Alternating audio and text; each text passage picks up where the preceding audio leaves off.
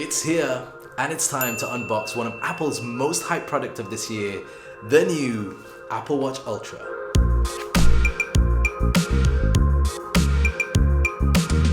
So this is the box of the brand new Apple Watch Ultra. Very, very different to the standard kind of Apple Watch boxes that we've seen in the past. This is for Series 8. So they've gone from that to this for the new Apple Watch Ultra. And on first impressions, it looks and feels very different in terms of materials. Certainly looks to me like they might have used recycled paper in this. Now we've also got a spare band over here. We'll unbox that later on. But as far as the unboxing experience, it looks and feels very similar with these flaps, but oh, look at that. Inside is not the same. Wow. That is different. So inside we're getting some kind of brochure, which, oh my gosh, reminds me a lot of a kind of Rolex Explorer. They would come with these kind of pamphlets as well. But inside we also get the Apple Watch, and then we get the band. Now this particular model is the Alpine loop band, but look at that imagery inside. It certainly goes to reinforce the idea and the concept that this is a tool watch. We get the Apple Watch head itself. Let's just start this up. And inside here, oh, that's cool. They've got the longitude and latitude, I'm assuming, of the Apple headquarters. Looks like we've got a slightly different charging cable. This is a braided charging cable, USB-C. Let's take a quick look at this band that it comes with. And oh, there we go. That looks different as well. So inside it looks like we get some instructions. So you have a titanium buckle over there. And this band reminds me a lot of the standard NATO bands that you can get with the Apple Watch series. Interestingly, this will work with an older 45mm Apple Watch band. As you can see, it fits in there perfectly. There's no gaps. But let's put in the new band. Wow, that looks striking. Time to take this one off.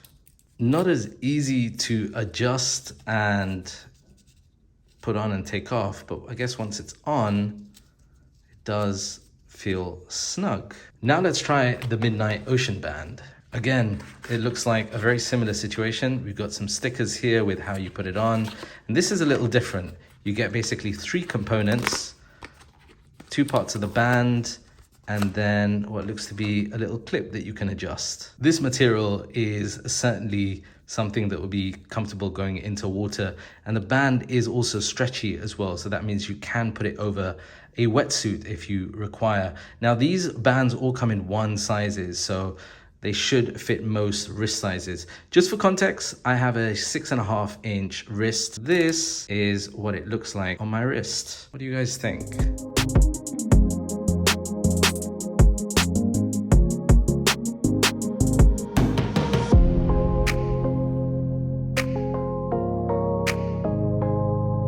All right, so taking a closer look at this Apple Watch Ultra, the first thing that you'll notice is that it looks like a redesigned Apple Watch.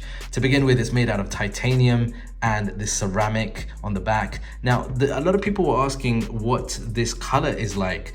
It's kind of a combination of silver and starlight mixed in. It's like a brushed titanium look to it, which is what it is. And when you compare it with the Apple Watch Series 8, I mean, there's a noticeable difference between the thickness, with the Ultra being thicker and larger as well at 49mm when you compare it with the 45mm of the Series 8. On the side here, we have a redesigned digital crown. So this is supposed to be about 30% larger than the traditional crown, and that's there designed to make it easier to use with gloves. You've also got what I would call like a crown guard now, which helps protect the crown, but also the button from accidental push. And then on the other side over here, we now have this enlarged speaker, and we also have this orange, bright orange action button. So if you go into the settings, you'll be able to actually customize the action button. By default, it's set up for workout. And then when you click it again within the workout, it will mark a particular segment. But if I go in here, you can see that these are the current options. Now, one of the other things I want to talk about is that display. Check it out. It is absolutely stunning. And that larger display has its advantages, because once you start interacting with it, you realize it's just much more roomy and spacious to interact with apps and complications. One of the other things is that if you notice, the sapphire crystal is just recessed just below the edge, basically helps protect the glass sapphire crystal. The other thing, out and about, it is really bright. I tested this out, 2000 nits of brightness. It is noticeably brighter and clearer to see out in the sunlight here in the Middle East than my Apple Watch Series 8. And this is an exclusive watch face for the Apple Watch Ultra, the Wayfinder watch face that you can customize with the compass and complications.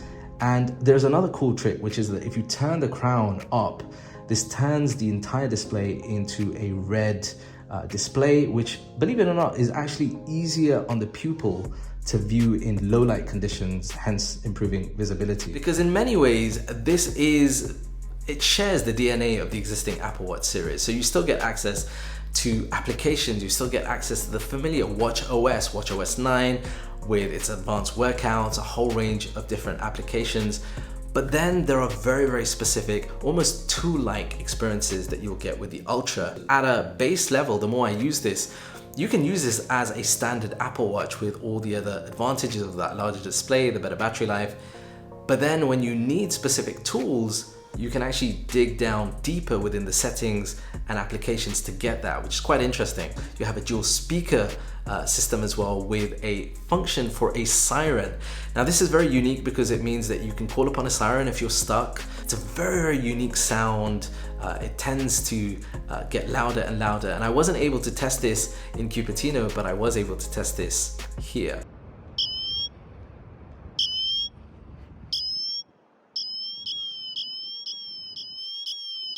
Now, one of the other tech that Apple have updated on the Ultra is the precision dual frequency GPS. So they're using L1 and L5, integrating them to give better precision for the GPS. So this is going to be important for people that are running or doing activities that require precision GPS in dense areas like urban areas or around trees or foliage. Now with watchOS 9, we got updates to a couple of apps. One of them was Compass, but on the Ultra, the Compass is taken to another level with something called waypoints and backtrack. So essentially in the Compass app, you're able to assign different waypoints if you're out for a walk. And then if you were to get lost and want to trace your steps back, you can use that feature called backtrack within the Compass app. And what it will do is hopefully get you back to the particular waypoints that you went through. And this is really cool because, again, you might not be in an area with Wi-Fi or cellular.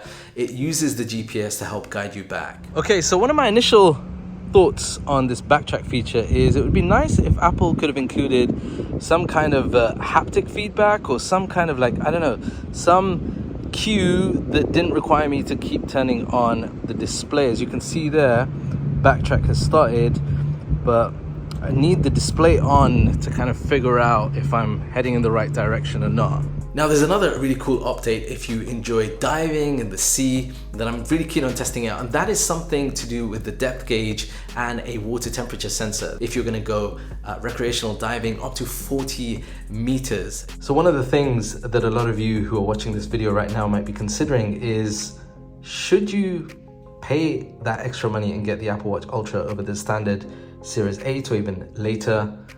You know, do you need all of those functionalities, or has the marketing worked on you to think that, yeah, you might start climbing mountains and getting all adventurous? I think the Apple Watch Ultra certainly feels to me as a very, very modern tool watch of many sorts, but I can't help but feel a lot of those functions and features might not be needed by a lot of users. And for that reason, the Apple Watch Series 8 or the standard Apple Watch certainly, I think, will fit most people's lifestyle and requirements, but it is tempting though, isn't it?